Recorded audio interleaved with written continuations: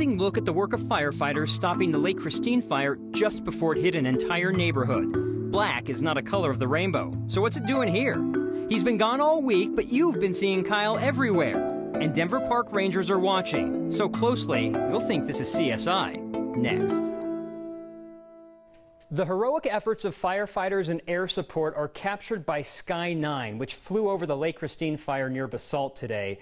You could see the fire line between where crews stopped the flames and the homes on the other side that remain standing and untouched. Sky 9 also captured the few homes that have burned, officially 3 so far. We also saw this helicopter still picking up water and dousing hot spots near neighborhoods.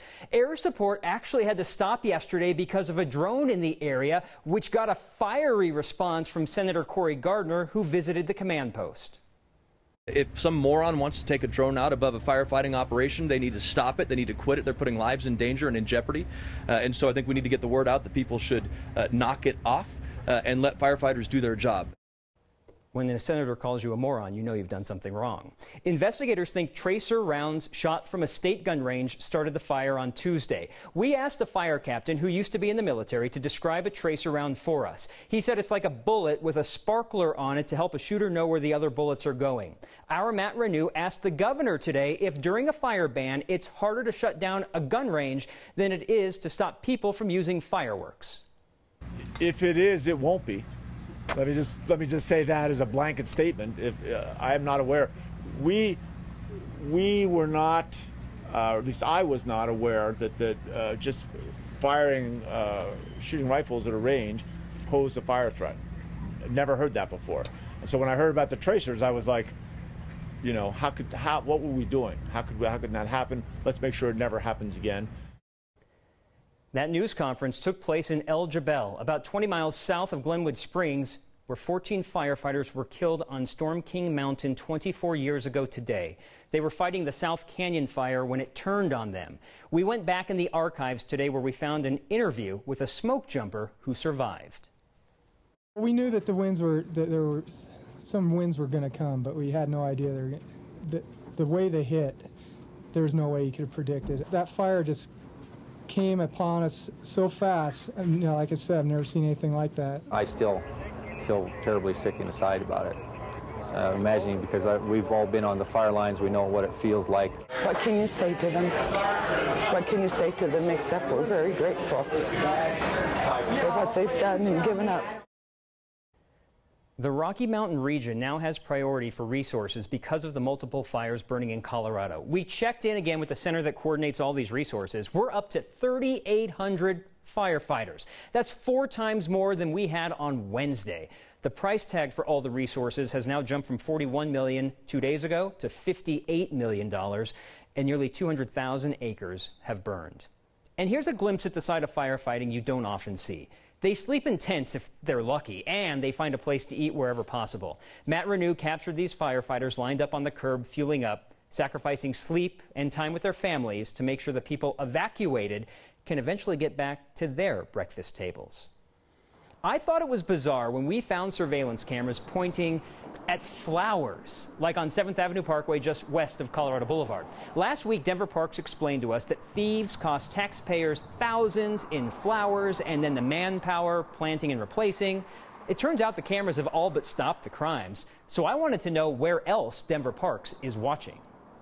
This week is one of the busiest weeks of the year. We're monitoring a couple hundred cameras in our parks. Most of those are downtown. When you think of park rangers, you probably don't think of them being parked behind a monitor. Typically, most of the rangers are out in the field. There are times when rangers are allocated to be in here specifically looking at cameras. Whether it's garbage cans overflowing or it's lights out, that just helps us direct city resources just a little bit better. The cameras can be used in real time to do some real freaky CSI-like investigating. Take this truck parked in the middle of Cuernavaca Park, for example. Yeah, the camera can zoom in close enough to read the license plate. And at Civic Center Park, the wide shot shows the city and county building in the background. A few zooms later, You find out I shot this story at 11:10 a.m. As you can tell, the clarity is pretty impressive. We're just using the best resources that we can afford. You know, we find that it gives us a lot of ability to see things clearly, to be able to take actions. The cameras are more often used to go back and figure out how something happened, like when a porta potty went missing at a city park construction site. And we thought it might have been an individual that was causing a lot of issues. So I went back in the footage, was able to look at that time and date and find out that it wasn't the person that had been causing all those problems, and find out that it was just another random person that just decided to have some delinquent fun in the park. I'd show you that footage, but it's only kept for 30 days. So we'll have to settle for this suspicious character running away from something a few weeks ago. Is that you right there? Oh, we got you. You can see your form. I think he was running too fast. The speed limit's 15 in Denver parks, and looks like he was blazing by a little faster than that, so we might have to catch up with him. If I could run 50 miles per hour, I'm in the wrong profession. Denver Park shares some Halo cameras with Denver Police, and police can see some of their cameras too. So if you were shooting off fireworks in a park this week, guess I should have warned you about this earlier. Busted. And Denver Police now has a new camera to keep an eye on a specific area of Broadway. The new rainbow crosswalk at Broadway and Irvington may give you one reason to smile. The other, well, you're on camera. Right before Pride Week in June, the crosswalk became a rainbow of colors. Recently, a new color was added, skid mark black. Is it vandalism or a distracted driver stopping fast? The city doesn't know, so it has set up a new camera. Hey, if I'm going to sit in this chair all week, I got to do this at least once. Is the A-line working today, the train to the plane? Yeah, it is. No issues to report today, except more good news. We checked in with state regulators, and there is now only one crossing left with flaggers. 10 of the 11 have been approved to operate without crossing guards. We stopped by today at York and saw that they're gone. The only one left with flaggers is Quebec, and the Public Utilities Commission will make a decision on that one Wednesday. So Kyle may have his A-line party sometime this month. We now know how many of you don't know how to follow instructions. The Secretary of State's office let us know 2.5% of unaffiliated voters turned in both Republican and Democratic ballots when they voted last month. 6,900 of you. That's enough to fill First Bank Center in Broomfield for a class on reading directions. Thousands of veterans in Colorado were denied coverage by the VA for emergency room visits, all because of a little-known rule in the VA system. The rule says a veteran has to receive medical care at a VA facility within the 24 months before going to the ER. 2 weeks ago, we shared the story of Jay Hill, an Iraq War veteran who did not know about the rule and got stuck with a $3,400 ER bill. The VA refused to pay. The hospital sent the bill to collections, but after Next aired the story, you guys responded. At least 5 of our viewers and their families asked us how they could help this veteran and whether or not they could help pay the bill. Hill says that because of the community support, the remaining balance should be paid off by next week. If you're like me, you got used to some clouds and loved last night's cooler temps. Now get ready for hot, maybe record-breaking hot. If anyone knows how to heal from tragedy, it's Aurora, the effort the city is making to heal a community on the other side of the country. It's almost like they're letting it go, the pain that they feel from it. And we know Kyle's been on vacation, but you've been seeing him everywhere. In fact, it's a project you've crowdsourced for us for 2 years, and you'll see it next.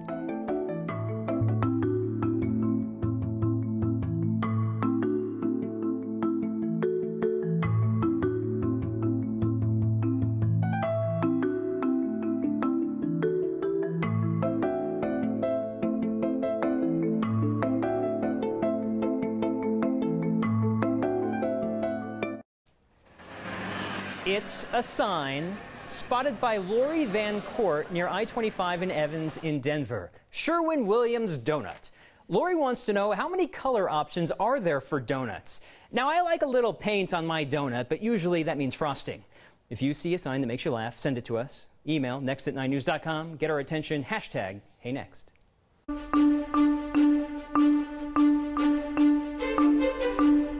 Hey, Hey everybody, it was a hot one for sure. We're back into the 90s today, and that hot stretch is going to continue into the weekend. Look at this. Our camera across downtown Denver and beyond. You can see the weekend from here. Hot and hazy, pretty much going to be the name of the game. We do have a couple of advisories going. Air quality unhealthy for sensitive groups. You can see that smoke in the air.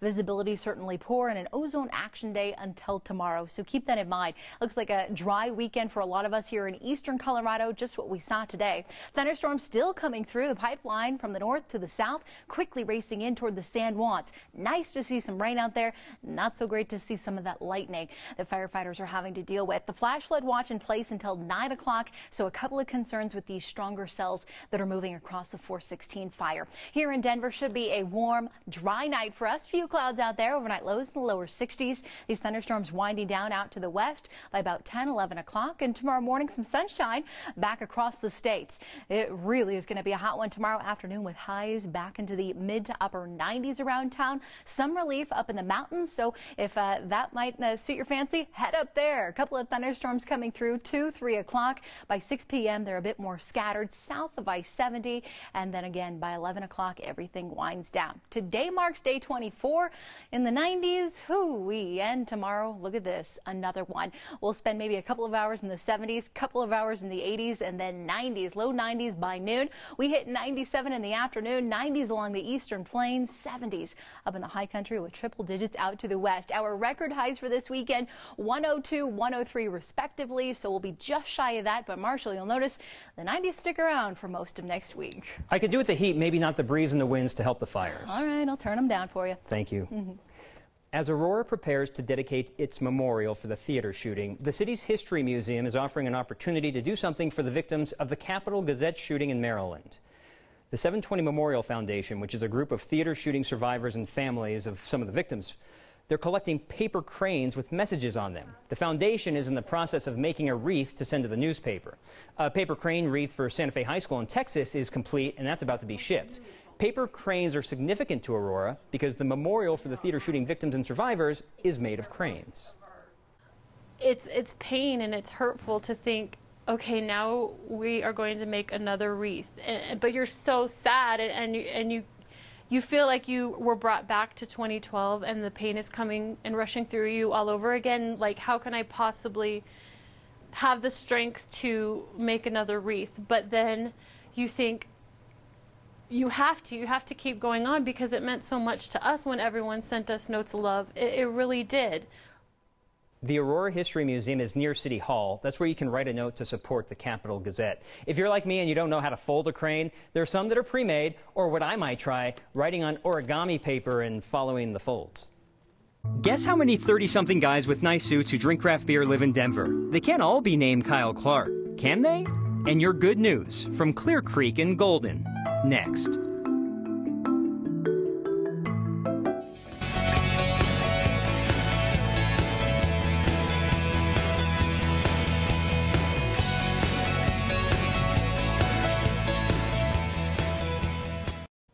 We've been waiting for Kyle to take a vacation because there's one story we needed to do while he was out of the office. You Next viewers have sharp eyes, and over the last couple of years, you've spotted quite a few Kyle Clark lookalikes. Our Steve Steger got the giggles while putting this one together. He may be out of the office this week, but you seem to be spotting Kyle everywhere. Matthew Cohen used the hashtag #NotTheRealKyleClark when he saw this guy sitting outside Union Station. The jacket would be much more ridiculous looking, Matthew, and Kyle wouldn't be anywhere near the A-line yet. A whole lot of you think your kids look like Kyle. There's JJ and Adrian. Then there are some of you who think Kyle is some sort of time hopper. Bethany posted this portrait of French soldier Henri Plessier. Just add a mustache and he is a dead ringer for Kyle Clark. Deborah Metz and her daughter are convinced they can see Kyle in this 1954 photo of Deborah's dad. Take the tie off and she's got a good point. Janet got a convincing and mysterious shot, because looking at this, we're all pretty sure this was Kyle commuting to work, but he doesn't own a sweet Vespa.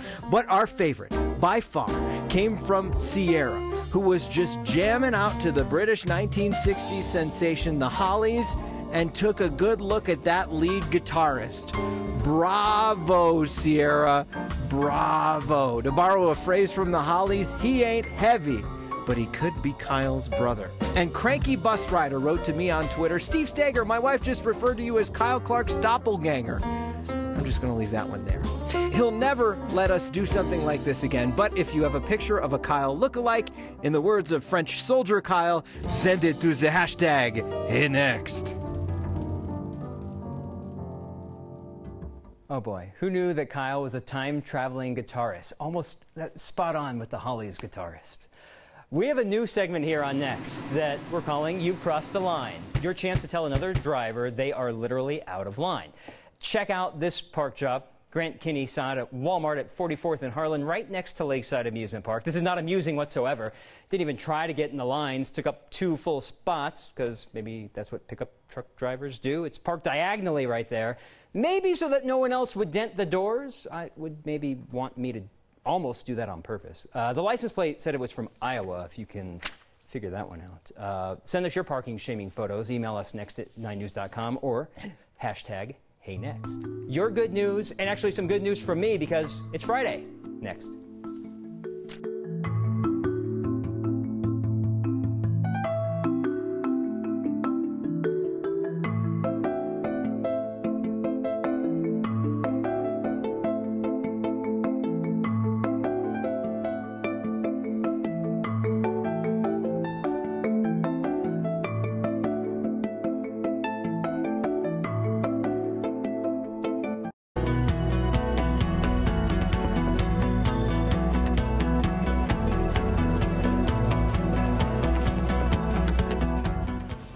The most Colorado thing we saw today is just a pet trying to get in the house. A chicken squawking at the door. Wendy Lozier spotted this in Sterling at a neighbor's house. She says the chicken has a nice coop in the backyard, but, you know, every now and then you want to go inside the real home.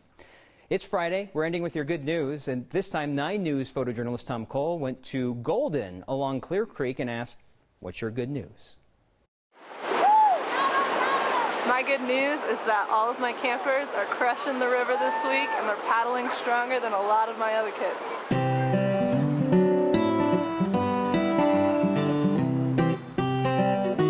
My good news today is that I just sent my cousin down this creek on a camping air mattress and she survived, so good news.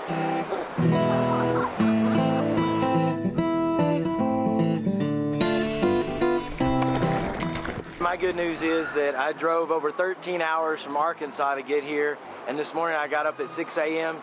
to get on the top of this mountain here and see the awesome view and come down and watch this beautiful water that's here. I'm excited because there's no humidity and we're going to be here for a week enjoying family and friends. That's awesome news. My good news is that after camp we're going to go to Yogurt Brothers.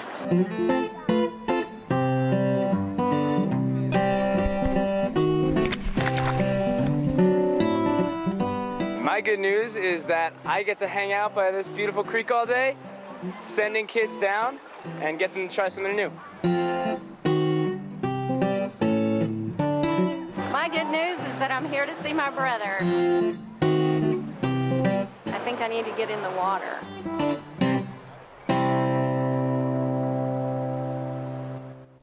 And I have some good news to share, but it starts bad. It's the day I came home and found my metal dachshund statue missing. Why do I have a metal dachshund statue? Because when you have a dachshund, a hot dog named Kosher, you get random dachshund tchotchkes. So I put up signs pleading for someone to bring my dog's friend back. No one did. Instead, just a few days ago, in 2 random acts of kindness, I found 2 smaller replacements waiting for me with really kind notes. We know this new friend won't replace the old one, but hopefully it helps. And then this one with a dachshund on the top, although I know he can never replace the original one, I am hoping at best he can replace the selfish act of stealing by the generous act of giving. Thank you, Taylor, Haley, and Deidre. Some quick feedback from you guys. Good news from Angela, starting her dream job soon as a kindergarten teacher, and Mary Gallegos. Even though I miss Kyle, love seeing Marshall Zellinger with the SP in parentheses, meaning you thought you spelled it wrong. 2 L's in the first, 1 in the last. You got it right. That might be the best news of the week.